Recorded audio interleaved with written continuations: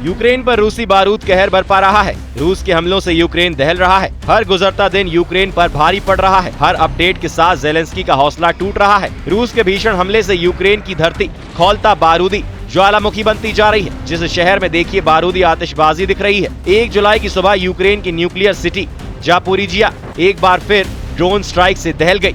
Zaporizhzhia में 4 round से हमले हुए। रूस का मकसद जल्द से जल्द निर्णायक बढ़त बनाना है। ज्यादा से ज्यादा जमीन पर रूस का झंडा फहराना है। हालांकि युद्ध के सबसे भयानक मोड़ पर पहुंचने के साथ प्रेसिडेंट पुतिन ने अजीब बयान दे दिया है। पुतिन ने अमेरिका के राष्ट्रपति डोनाल्ड ट्रंप की जमकर तारीफ की है। पुतिन ने ट्रंप के साथ आर्थिक सहयोग की संभावना को लेकर जल्द मुलाकात का भी ऐलान किया है। पुतिन ने ये तक कहा है कि ट्रंप वास्तव में युद्ध रुकवाने को लेकर सीरियस है। जब पुतिन और ट्रंप युद्ध रोकने के लिए तैयार हैं, तो कौन है जिसने रूस यूक्रेन को युद्ध की आग में झोंक रखा है? जब दोनों सुपर पावर वॉर डील करना चाहते हैं, तो कौन इनके बीच में दरार पैदा कर रहा है?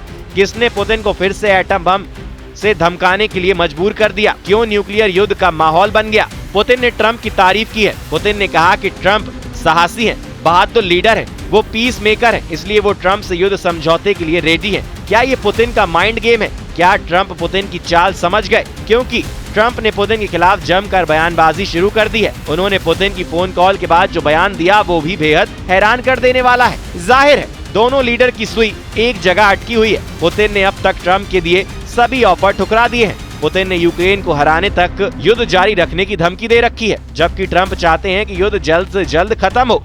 लेकिन दोनों लीडर जो चाहते हैं वो हो नहीं रहा। हालांकि वॉर जोन में पुतिन के सारे दांव सही बैठ रहे हैं। रूस ज्यादा आक्रामक हो गया है। रूस को नतीजे भी मिलने लगे हैं। रूस ने यूक्रेन के सूम्य को जीतने के लिए 50,000 से ज्यादा रूसी सेना के स्पेशल जवान मोर्चे पर भेजे हैं। पुतिन की आर्मी सूम्य से सिर्फ 12 किलोमीटर दूर है, यानी अगले कुछ दिनों में सूम्य सबसे भीषण युद्ध का गवाह बन सकता है। 29 जून से कुर्स्क में भीषण लड़ाई शुरू हो गई है, जहां अभी भी यूक्रेन का कुछ इलाके पर कब्जा है। लुहांस्क में रूसी सैनिकों ने बोरोवा, कुपियानस्क और लाइमन की तरफ बढ़ना जारी रखा है। रूस ने लुहांस्क में जीत का दावा किया है। दावा अगर सही साबित हुआ तो लुहांस्क 3 साल से चल रहे युद्ध में पूरी तरह रूस के कब्जे वाला पहला इलाका हो जाएगा। वहीं डोनेट्स्क में रूसी सेना चासिव यार की तरफ से तेजी बढ़ रही है। जापोरिजिया में रूस का आक्रामक सैन्य अभियान जोर पकड़ रहा है। खेरसोन में ना तो यूक्रेन रूस के बीच जमीनी लड़ाई तेज हो गई है। रूस ने जंग में फाइटर जेट और ड्रोन से मिसाइलों की बेहिसाब मार शुरू कर दी है। पुतिन ने यूक्रेन रूस बॉर्डर पर बफर जोन बनाने का मिशन ऑन रखा है। रूस कुर्स्क से यूक्रेन को उखाड़ फेंकने पर सबसे ज्यादा जोर दे रहा है। यूक्रेन के टॉप कमांडर ने दावा किया है कि रूस की रणनीति यूक्रेन की सेना को थका कर युद्ध जीतने की है, जिसकी काट के तौर पर अब यूक्रेन ने अपनी खुफिया एजेंसी GUR की विशेष कमांडो यूनिट्स को युद्ध में भेजा है।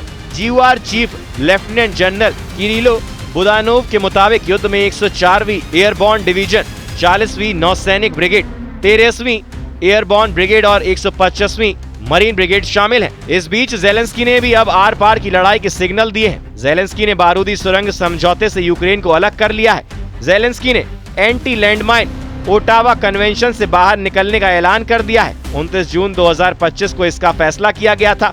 इसके बाद अब यूक्रेन एंटी पर्सनल लैंडमाइनों के उपयोग, उत्पादन, भंडारण के प्रतिबंध से खुद को अलग कर लेगा। मतलब रूस की सेना को अब कदम कदम पर बारूदी सुरंग के धमाकों से निपटना होगा।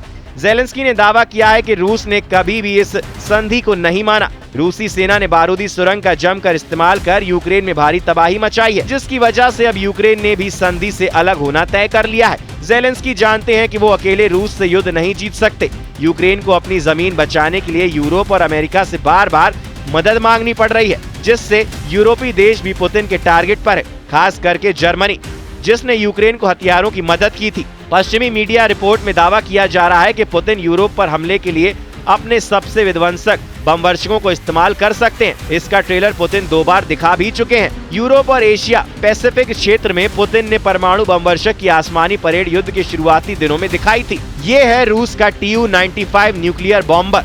रूस ने अपने इस दशकों पुराने बॉम्बर को अब एक नए और बहुत ही खतरनाक मिशन पर तैनात कर दिया है। इस जहाज में लगे प्रोपेलर की आवाज गजब की है। ये जितना जमीन पर डराती है, उतना ही खौफ इसकी उड़ान के बाद दिखता है। इसके प्रोपेलर की आवाज हजारों मीटर की ऊंचाई से बहुत साफ सुनाई देती है। ये रूस की परमाणु स्ट्राइक वाली फ्लीट का बड़ा हिस्सा है। रूस के रक्षा मंत्रालय ने 1 मिनट का वीडियो जारी करके बताया था कि उसके इस बहुत ही खतरनाक विमान का असली मकसद क्या है। वीडियो को बहुत गौर से देखिए। इस 1 मिनट के वीडियो में विमान के अंदर का हिस्सा बहुत ही सीक्रेट तरीके से फिल्माया गया है। कॉकपिट को ऐसे रिकॉर्ड किया गया है ताकि इस विमान की उड़ान वाली डिटेल दुश्मन की समझ में बिल्कुल ना आए। Tu-95 जब आसमान में होता है तो उसकी हिफाजत के लिए साथ में होते हैं सुखोई 30 और सुखोई 35 फाइटर जेट। ये दोनों जेट इस विमान को एस्कॉर्ट करते हैं ताकि दुश्मन के विमान रूस के इस बमवर्षक से दूर रहें। आप इसे पुतिन के आसमानी बॉडी गार्ड भी कह सकते हैं, जो किसी भी हालात के लिए हमेशा तैयार रहते हैं। इनकी एयर टू एयर मिसाइल देखी जा सकती हैं, यानी ये दुश्मन के विमान को मार गिराने के लिए पूरी तरह तैयार हैं। पूर्वी रूस के सीक्रेट एयरबेस से शुरू हुई इस खतरनाक उड़ान का अंजाम क्या होगा कोई नहीं जानता, लेकिन ये जहाज जहां से गुजरेगा उसकी कुछ जानकारी मिल गई है। ये जहाज 13 घंटे के एक मिशन पर है और ये बेरिंग सागर से होकर गुजर रहा है, यानी अमेरिका के अलास्का को छूते हुए विमान प्रशांत महासागर की तरफ बढ़ा। ये सीधा साधा अमेरिका और जापान को चैलेंज था और पुतिन ने ये मिशन बहुत सोच समझ कर तैयार किया था। 13 घंटे की उड़ान पर अमेरिका और जापान की नजर बनी रही, वो भी इस विमान को लगातार ट्रैक करते रहे। आप इसे पुतिन का न्यूक्लियर चैलेंज कह सकते हैं, जिससे पूर्वी बॉर्डर पर अमेरिका और जापान के लिए रोंगटे खड़े होना लाजमी है। इसके बाद बारी आई रिफ्यूलिंग की, क्योंकि टेक ऑफ के बाद लंबी दूरी के मिशन के लिए विमान को और ज्यादा ईंधन की जरूरत होती है, इसलिए टंकी को टॉप अप करने के लिए आगे पहुंच जाता है और रूस का टैंक विमान IL-78 और फिर उसमें से निकला पाइप Tu-95 के रिफ्यूलिंग पॉट से जुड़ जाता है और शुरू हो जाती है आसमान में ही रिफ्यूलिंग। ये दोनों विमानों के लिए बहुत ही खतरनाक पल होते हैं। कॉकपिट का वीडियो पूरी तरह ब्लर कर दिया गया है ताकि इसके फ्लाइट पाथ यानी हवाई रूट के अलावा इस विमान टारगेट के बारे में दुश्मन को कोई जानकारी ना मिले। रूस के पास ऐसे 50 से भी ज्यादा बॉम्बर हैं, यानी पुतिन की न्यूक्लियर फोर्स बहुत ताकतवर है। ये बात अमेरिका भी बहुत अच्छी तरह से जानता है। रूस अब तक यूक्रेन में बिजी थे, लेकिन अब उसने अपने पर फैलाने शुरू कर दिए हैं। यूक्रेन के बाद बाल्टिक देश फिर यूरोप में रूस के दुश्मनों को पुतिन से टकराना पड़ सकता है। जाहिर है रूस को जितना दूर युद्ध लड़ना पड़ेगा वो उतना ही विनाशकारी हथियारों को युद्ध में उतारेगा। इसके लिए सबसे कारगर हथियार Tu-95 जैसा लड़ाकू विमान है। ये 650 किलोमीटर प्रति घंटे की रफ्तार से उड़ता है और रिफ्यूलिंग के बाद ये 8500 किलोमीटर के दायरे में ऑपरेशन कर सकता है। ये 15,000 किलो के बम और मिसाइल लेकर उड़ सकता है। इसमें ऐसी मिसाइल लगाई जा सकती है जिनकी रेंज 3000 किलोमीटर तक है। ऐसे 50 बॉम्बर्स का बेड़ा किसी भी देश को एक झटके में एटमी धमाके से राख कर सकता है।